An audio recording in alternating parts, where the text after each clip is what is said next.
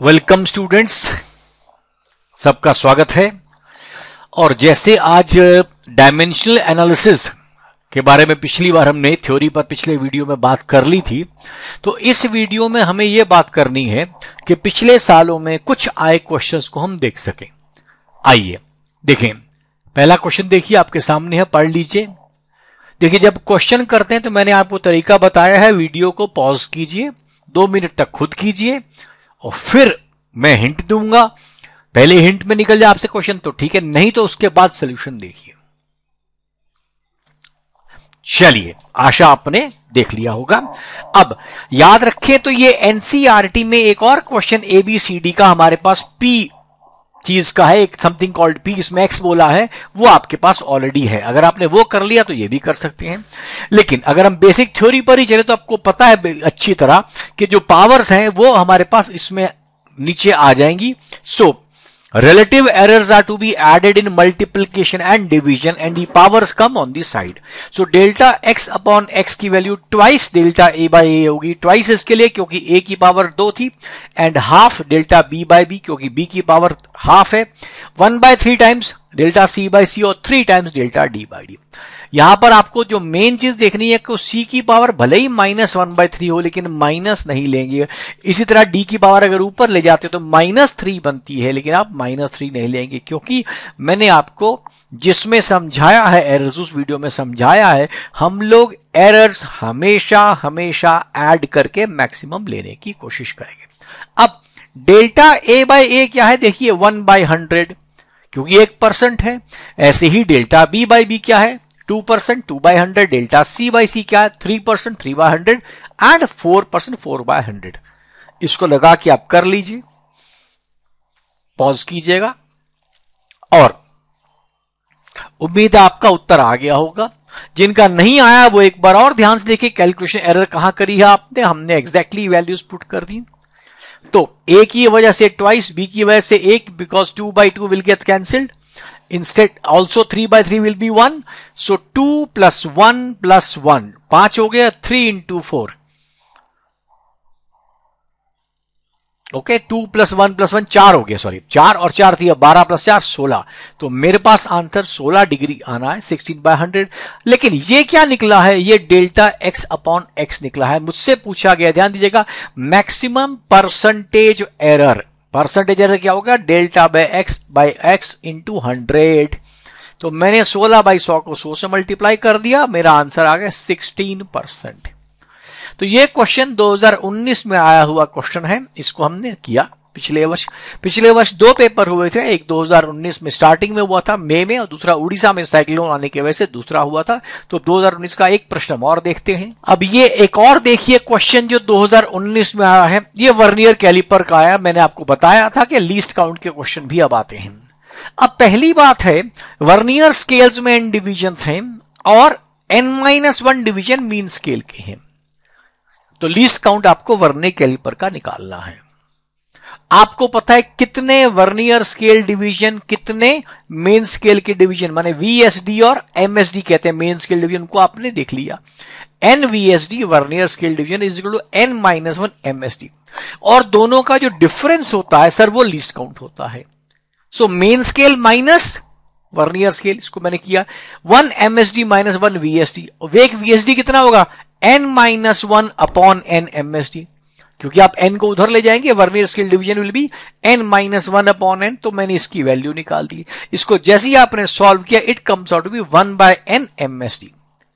तो MSD 1/n main scale division का है, परंतु इस मेन स्केल में n डिवीजन प्रति सेंटीमीटर है। तो आपके पास इसको सेंटीमीटर में कन्वर्ट करने के लिए 1/n इंटू 1/n, क्योंकि ये एक डिवीजन का है, इसमें n स्केल्स हैं। The answer will be 1/n² cm। Right, ये थोड़ा नए किस्म का क्वेश्चन आपके बीच में आया है, तो इसको थोड़ा ध्यान से कीजिएगा। हो सकता है 2020 में इसको दोबारा रिपीट किया जाए। अब ये क्वेश्चन देखिए, ये 2018 में क्वेश्चन आया है। ये भी मैंने जैसे आपसे कहा स्क्रू गेज के ऊपर आ गया है। आजकल पिछले 2-3 सालों से क्वेश्चन स्क्रू गेज, मैंने आपको बताया screw gauge, vernier caliper, spherometer, उस पर आ सकते हैं, लेकिन स्फेरोमीटर नहीं आता, स्क्रू गेज पर ही आया है। आइए पढ़ लीजिए।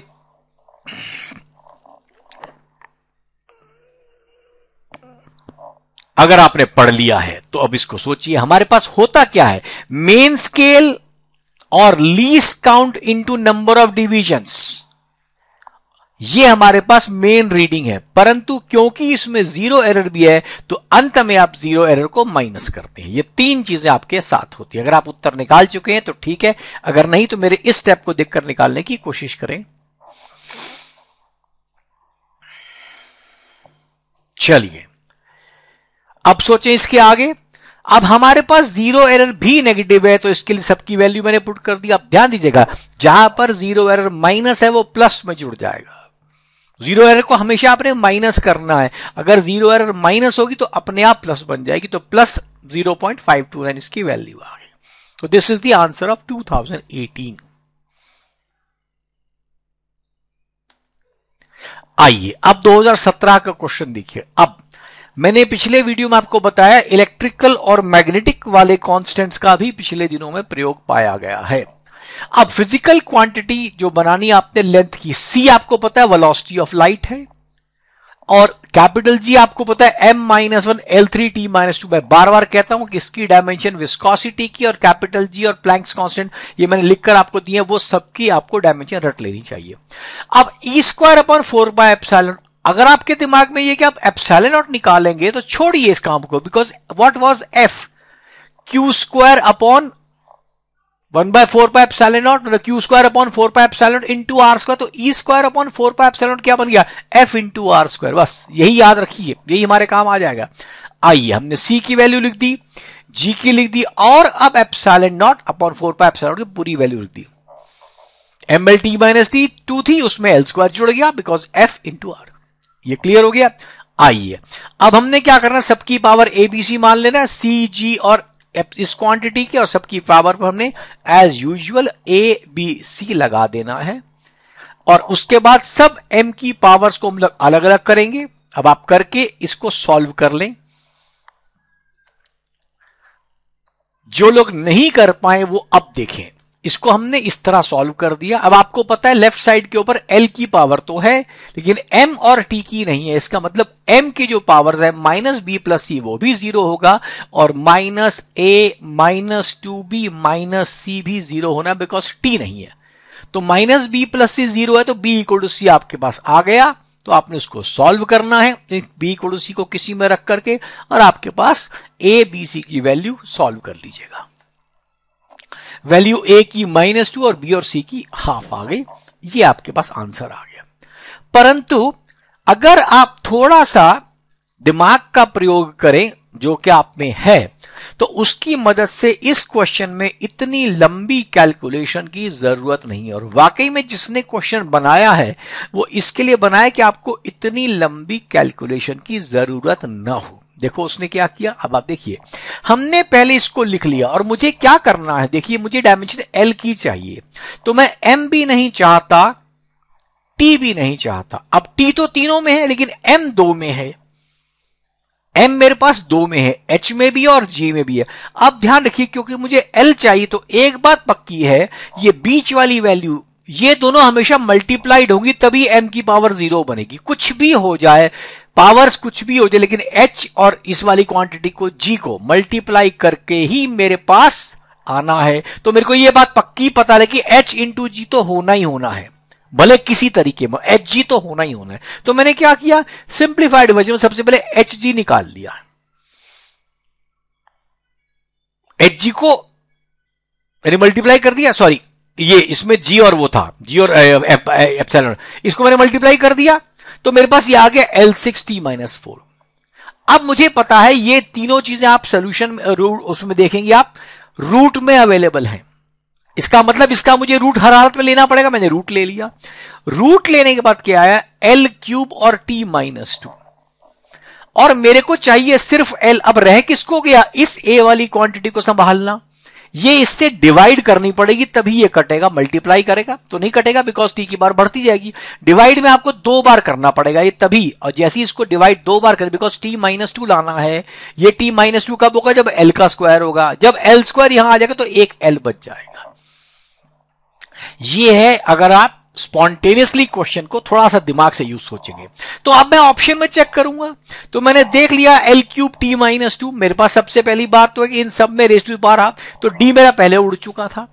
अब मेरे पास एकमात्र खेल रह गया चेक करने का, कौन सा वाला, तो 1/c², एक्चुअली ऑप्शन में 1/c है, मैंने गलत बता दिया, तो इसमें से एक जगह c है, तो आपको वो वैल्यू आपको निकालनी है। तो आपके पास g इंटू ई तो मल्टीप्लाई होना है सर, ये तो होना ही है, तो नीचे 1/c² आ गया, तो मेरे पास ये आंसर है। ये कोई मेरे आंसर नहीं हो सकते, c² वाला 1/c वाला भी नहीं।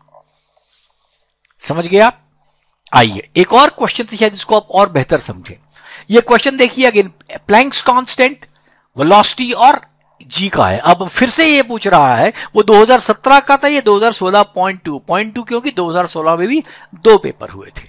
देखिए अब h की वैल्यू क्या आपके सामने है, अब आपने सबकी वैल्यू पुट करके एबीसी कर देना है। करिए क्वेश्चन और वीडियो को स्टॉप करके पॉज करके आप इसका आंसर निकाल लीजिए।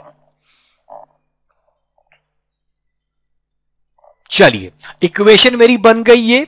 अब मुझे पता है a माइनस सी को भी आपने 0 पुट करना है, तो a और c बराबर हो गए, और उसकी वैल्यू पुट करके t वाला भी 0 कर रहा है, तो minus a minus b minus 2c को आपने 0 करना है, वो भी आ जाएगा, और l की पावर को 1 करना है। तो मेरे पास ये 3 इक्वेशंस हो जाएंगी जिनको मैं उपयोग कर सकता हूं। तो मेरे पास ये वैल्यूज इसमें आ जाएंगी। ये लिखा गया पहले से b माइनस 3/2 गलती से, लेकिन अब देखिएगा ये इस तरह सॉल्व करके हमने इसको करना है और ये करना है, ये मेरी वैल्यू आ गई।